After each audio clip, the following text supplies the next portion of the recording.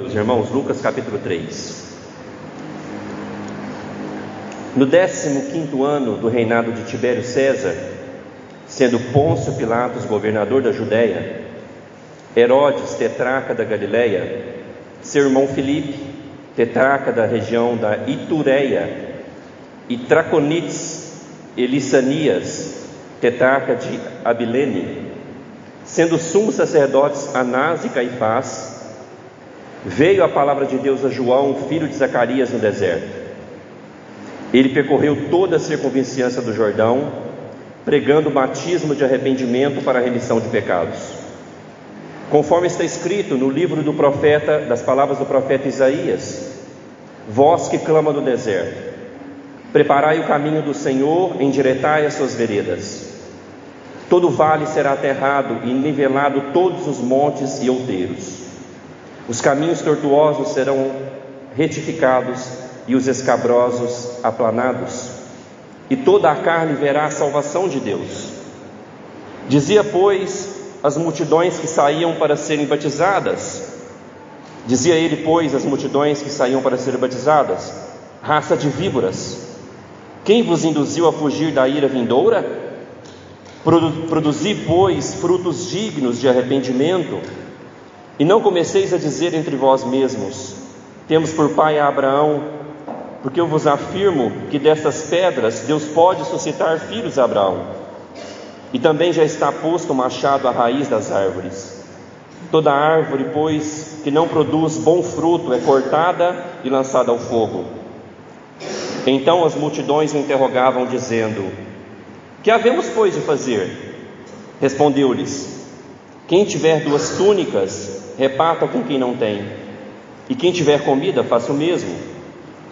Foram também publicanos para serem batizados e perguntaram-lhe: mestre, que havemos de fazer? Respondeu-lhes: não cobreis mais do que o estipulado. Também soldados lhes perguntavam: e nós, que faremos? E ele lhes disse: ao ninguém maltrateis, não deis denúncia falsa, e contentai-vos com o vosso soldo. Vamos orar? Senhor Deus, obrigado pela Tua palavra. Fala com o nosso coração essa noite e nos traz um verdadeiro arrependimento. Como nós cantamos, nos traz ao primeiro amor. Traga arrependimento verdadeiro no nosso coração hoje. Em Teu nome, Jesus, eu oro. Amém. Meus irmãos, o fenômeno mais espantoso para mim da natureza é o furacão. São ventos de mais de 200 km por hora. E é interessante que eles conseguem previr os furacões. Pela tecnologia hoje, eles conseguem, daqui 2 dias vai vir um furacão, e daí as pessoas se preparam, há uma logística. Eu passei por uma experiência dessa em 2014, quando eu estava nos Estados Unidos fazendo um curso, estava numa ilha chamada Kona, e daí anunciaram: olha, daqui 2 dias o furacão tal, esqueci os nomes, eles dão os nomes para cada furacão, Katrina, furacão tal vai bater na ilha. E daí nos Estados Unidos eles todos preparados, vedavam as portas, vedavam as paredes, as janelas, e as pessoas, muitos que podiam, eles começaram a sair da ilha. E daí as pessoas se preparando, com medo. Imagina um vento a mais de 200 km por hora começar a bater em Uberlândia amanhã, começar a varrer tudo. Se esse vento entra, por exemplo, numa janela aberta dessa aqui, ele consegue levantar até a laje da igreja para cima, de tão poderoso que é. Meus irmãos, imagina a urgência em anunciar que vai vir um furacão. É uma coisa urgente, Se prepara, veda a sua casa, estoca comida, porque vai ter uma tempestade, Sempre que o furacão vem uma tempestade, inunda tudo. Então as pessoas nos Estados Unidos vedam as portas, janelas, estocam comida. Aqueles que podem vão para outro estado, dá aquela peregrinação. Já viu na televisão? O povo tudo saindo do estado, saindo da região.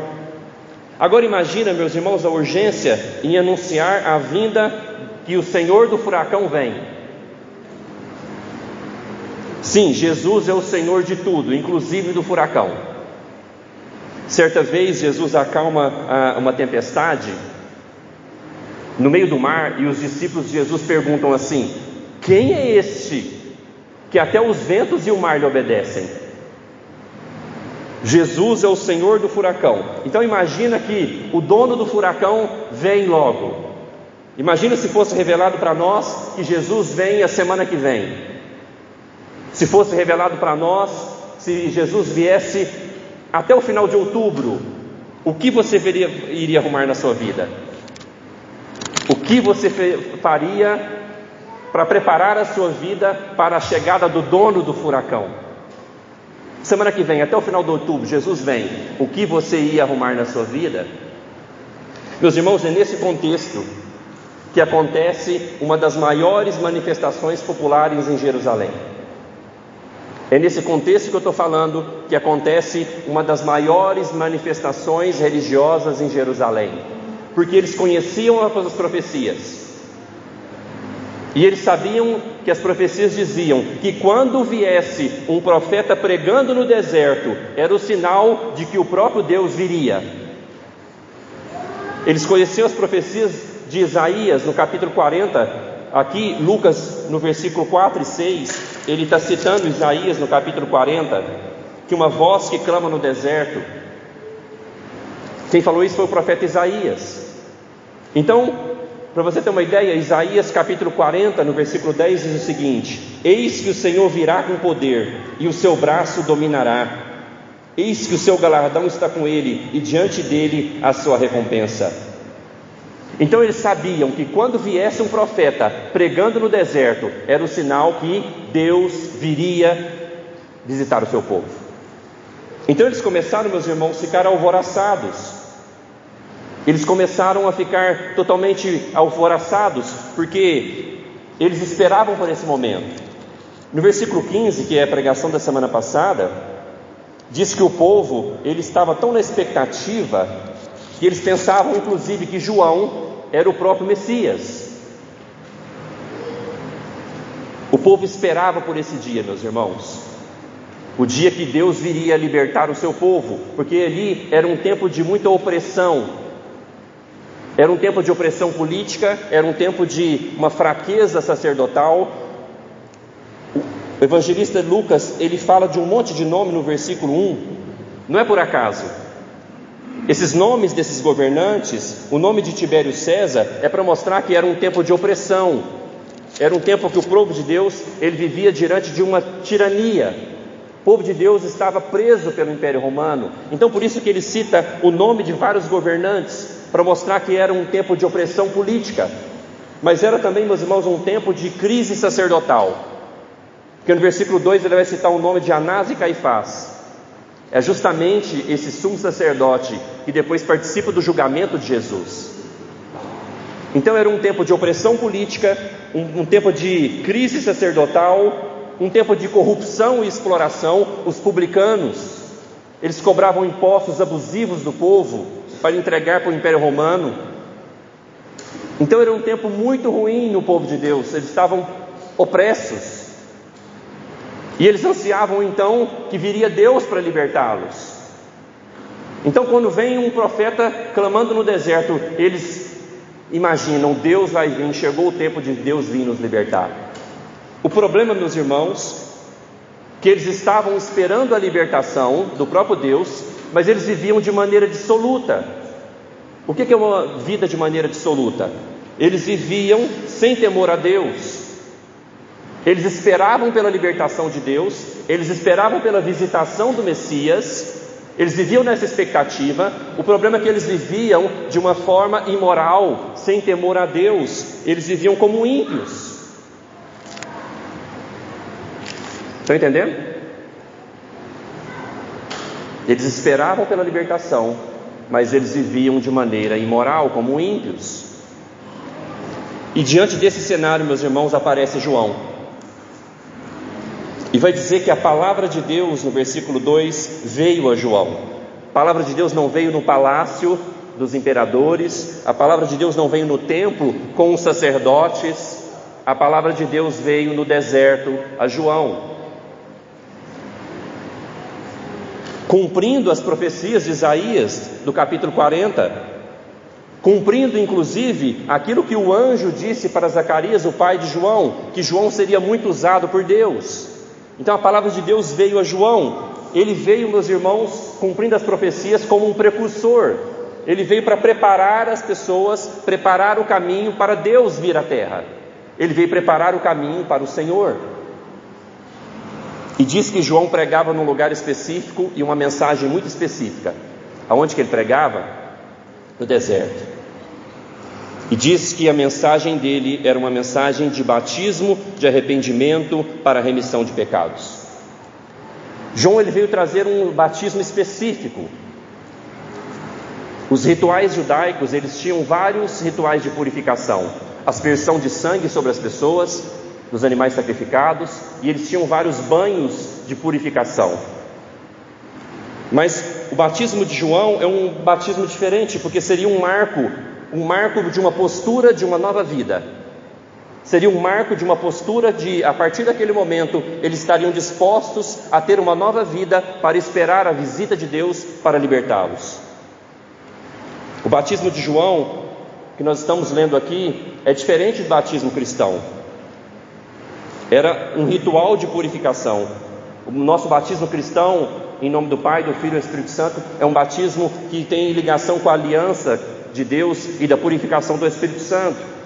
O batismo de João era diferente, era algo momentâneo para aquele momento, simbolizando um ritual de purificação, uma lavagem de purificação que marcaria um novo tempo na vida das pessoas.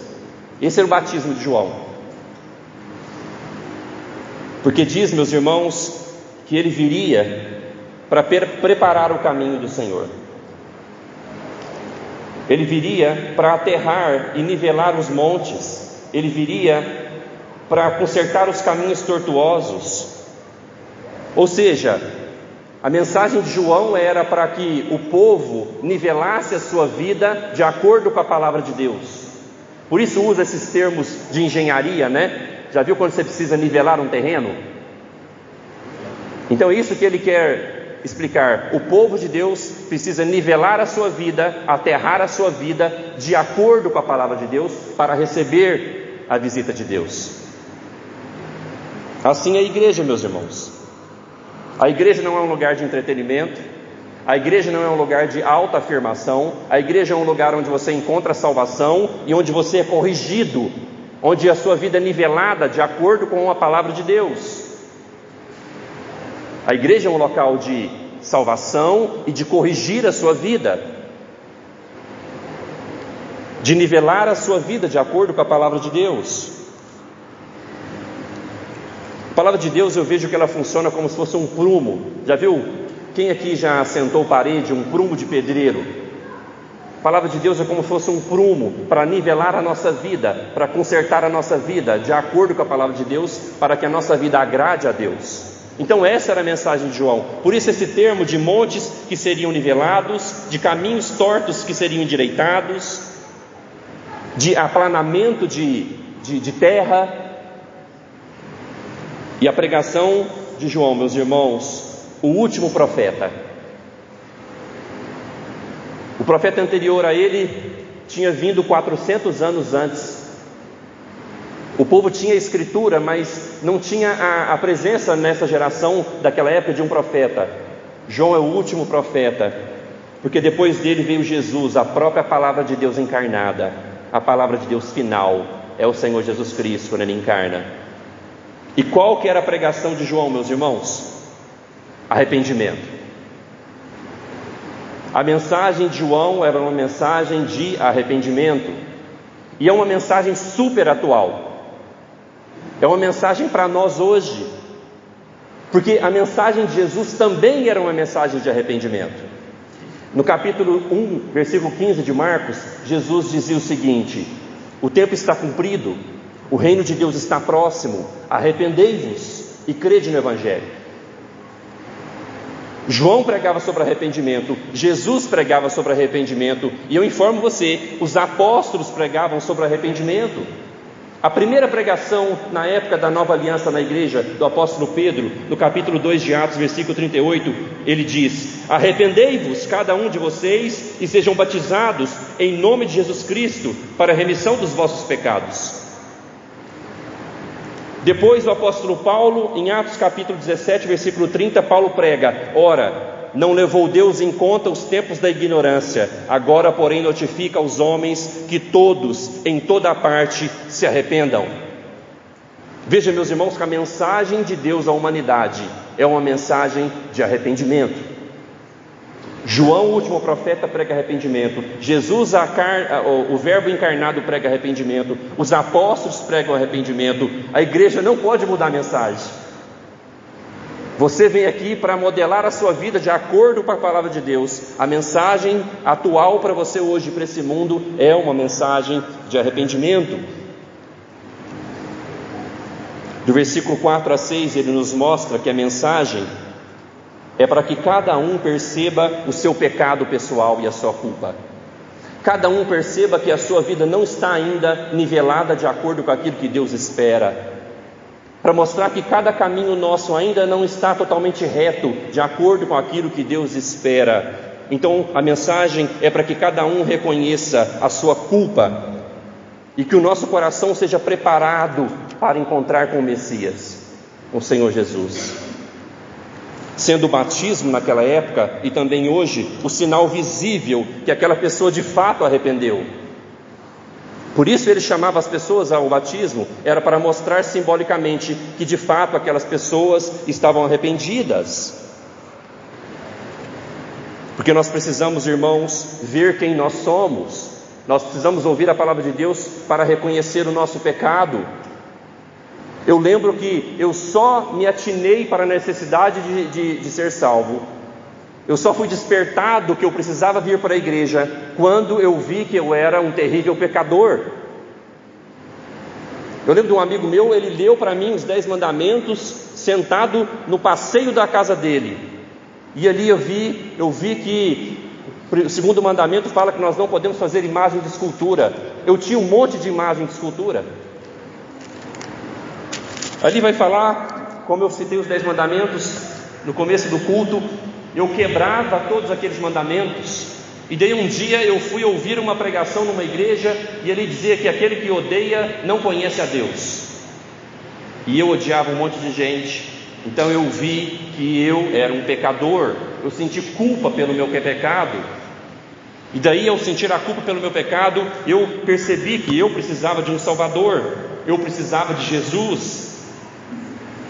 Mas a mensagem também de João, meus irmãos, é a mensagem de Deus. Ela fala sobre a ira divina.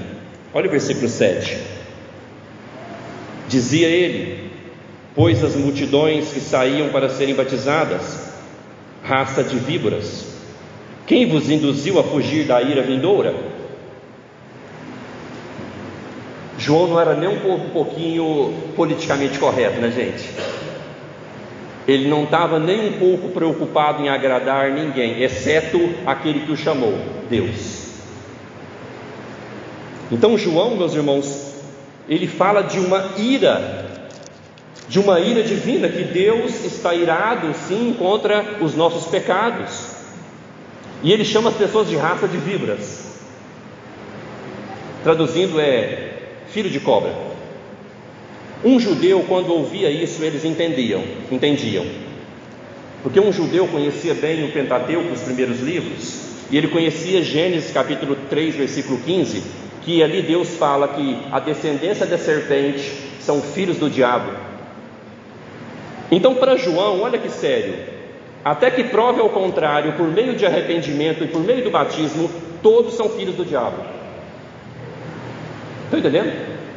Para João, até que alguém prove por meio do arrependimento e por meio do batismo, todos são filhos do diabo. Por isso ele chama as pessoas de raça de víboras.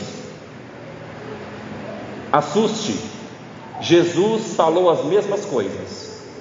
Jesus chamou as pessoas também de raça de víboras no capítulo 12, versículo 34 de Mateus, no capítulo 23, versículo 33 de Mateus. Em João capítulo 8, versículo 44, Jesus diz para os incrédulos: vocês são do diabo, é o vosso pai, e vocês querem satisfazer os desejos.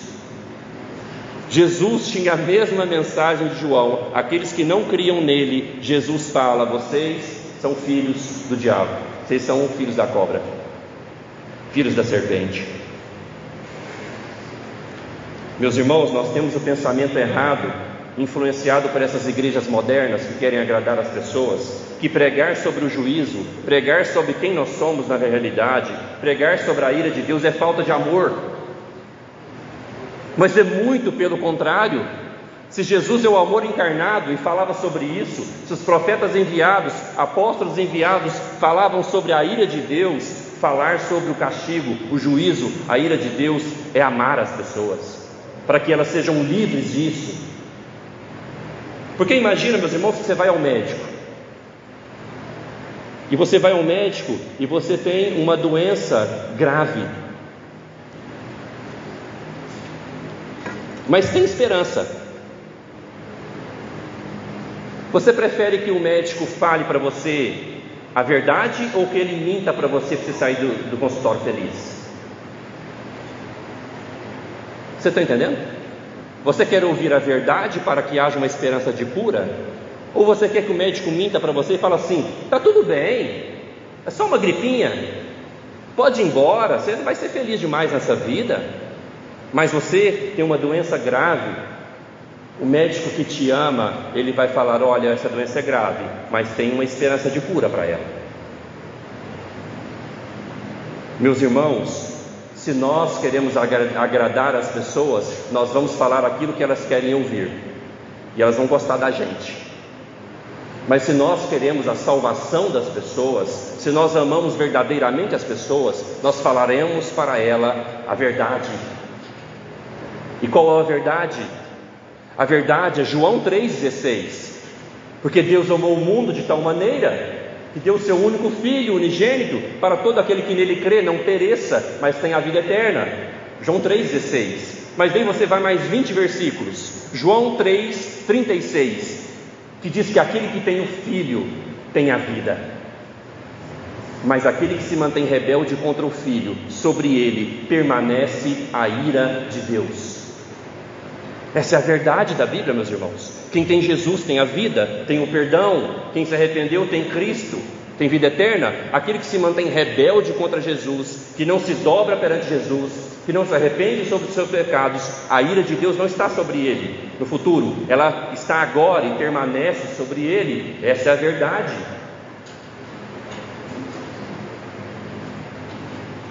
Mas nós vemos, meus irmãos, que também João chama as pessoas para deixar de confiar em si mesmos. Olha o versículo 8: produzi, pois, frutos dignos de arrependimento, e não comeceis a dizer entre vós: temos por pai Abraão, porque eu vos afirmo que dessas pedras Deus pode suscitar filhos a Abraão. O que João está falando para eles?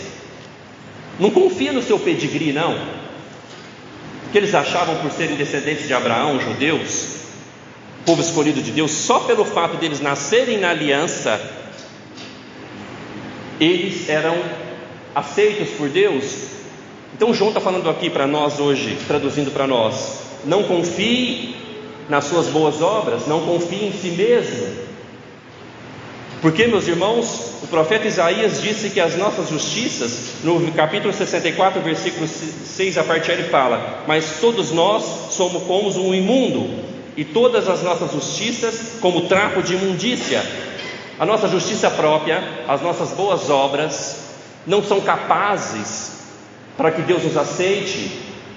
As nossas melhores obras são como um pano sujo diante de Deus. Nós precisamos de um Salvador, nós precisamos de um sangue purificador. Então João está falando para eles: não confie no seu pedigree, não confie que você é filho de Abraão, porque os verdadeiros filhos de Abraão não são por genética. Os verdadeiros filhos de Abraão são aqueles que creem em Jesus. Mas, meus irmãos, nós vemos também aqui hoje que o verdadeiro arrependimento ele é visto na prática. O verdadeiro arrependimento é visto numa vida transformada.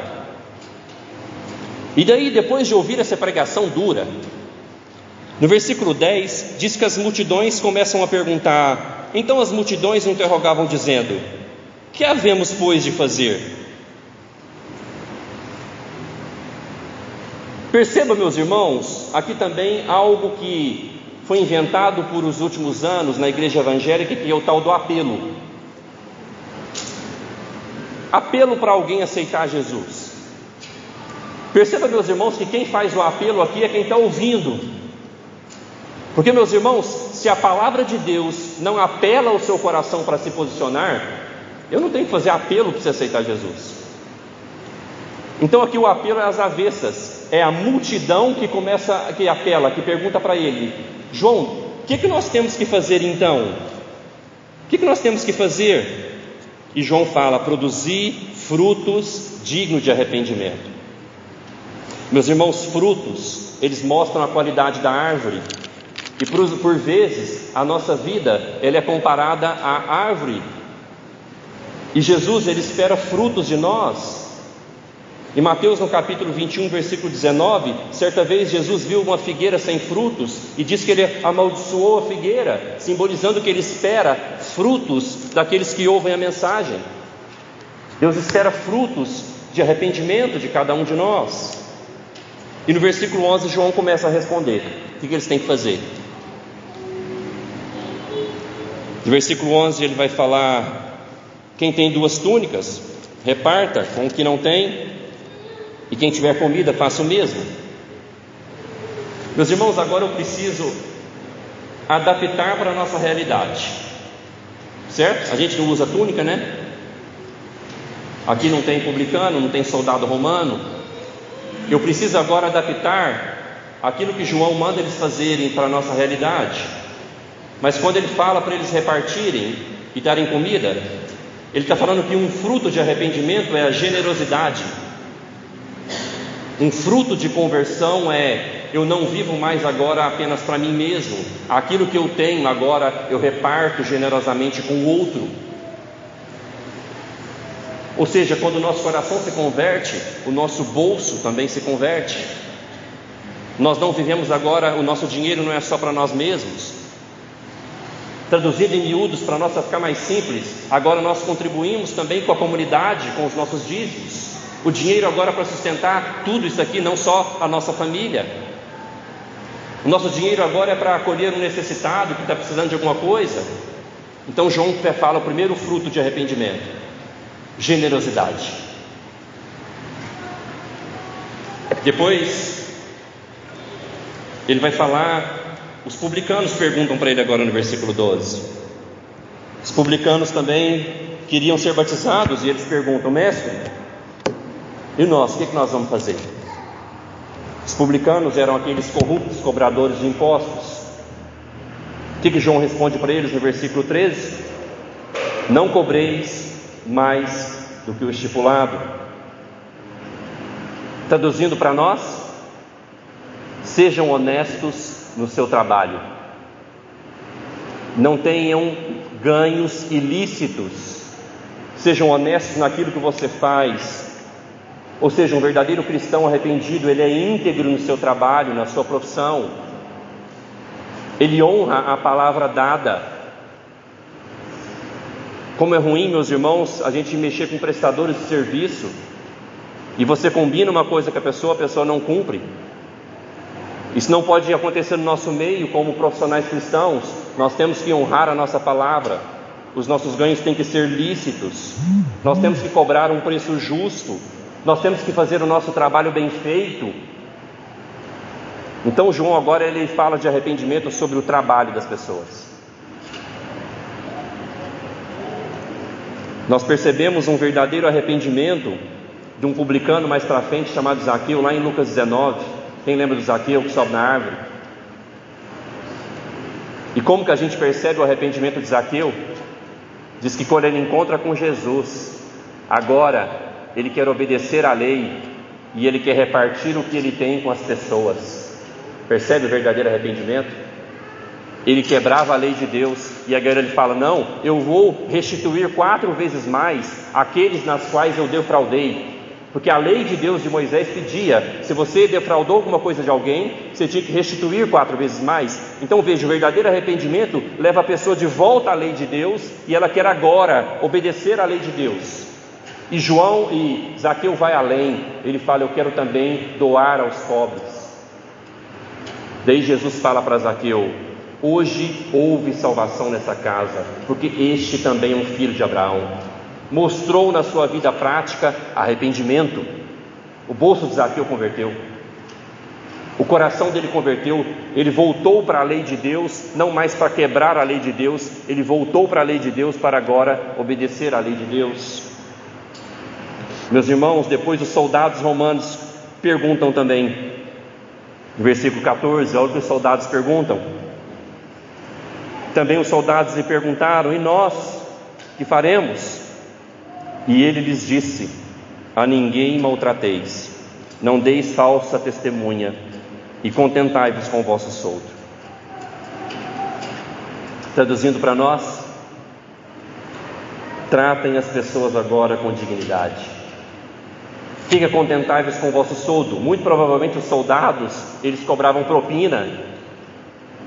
Os soldados, eles, não satisfeitos com o seu salário, eles davam um jeito ilícito de ganhar mais. Os soldados brutos, a gente sabe que eles eram brutos porque lembra como eles trataram Jesus? Então um soldado arrependido, o que ele faz? Uma pessoa arrependida, o que ele faz? Agora trata as pessoas bem, agora não maltrata as pessoas. Falou inclusive para eles não dar falsa testemunha. Traduzindo para nós um crente arrependido não conta mentira. Da nossa boca tem que sair a verdade. Nós não podemos dar denúncias falsas, nós temos que falar a verdade. Não podemos contar mentira. Como fruto de arrependimento. E de João fala para eles: e contentai-vos com o vosso soldo. Ou seja, tenha uma vida contente com aquilo que Deus te dá. Seja contente com o seu salário. Se você não está contente, procura uma outra oportunidade. Mas nunca tente ganhar mais por meios ilícitos. Meus irmãos, perceba que nós somos chamados a uma vida de constante arrependimento. Eu estava pensando naquele rapaz que mataram esses dias, o Charlie Kirk.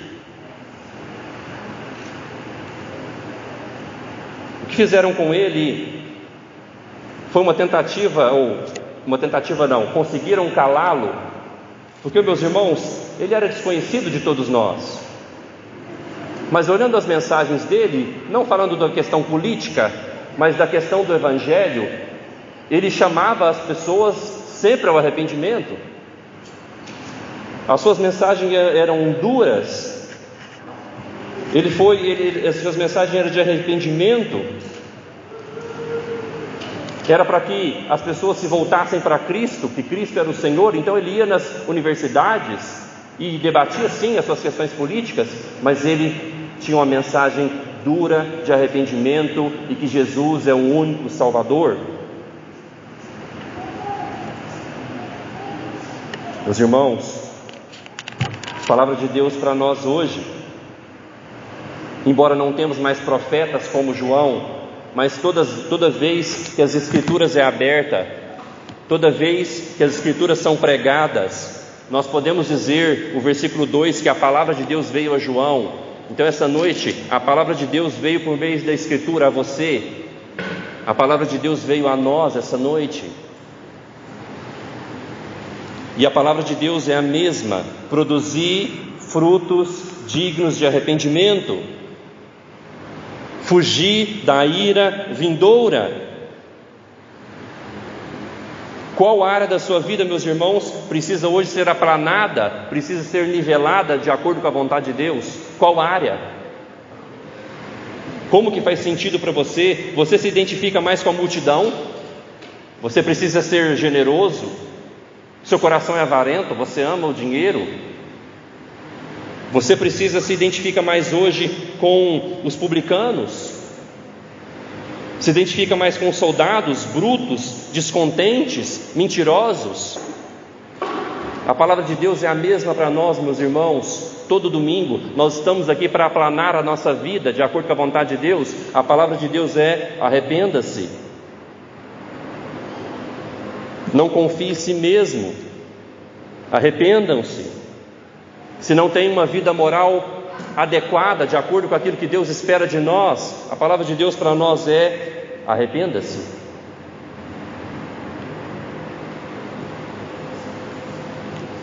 Porque eu termino com uma boa notícia. Em Isaías capítulo 55, no versículo 7, diz o seguinte: deixe o perverso o seu caminho, o iníquo os seus pensamentos. Converta-se ao Senhor, que se compadecerá dele, e volte-se para o nosso Deus, porque é rico em perdoar. Termino com essa boa notícia. Em qual área na sua vida você precisa de arrependimento, de postura? Você é bruto, tem ódio no seu coração como aqueles soldados? Você é avarento, não reparte nada com ninguém, nem com a igreja? No que você precisa de arrependimento essa noite? Nós vamos orar baseado na boa notícia, que Deus é rico em nos perdoar. Ore agora por você.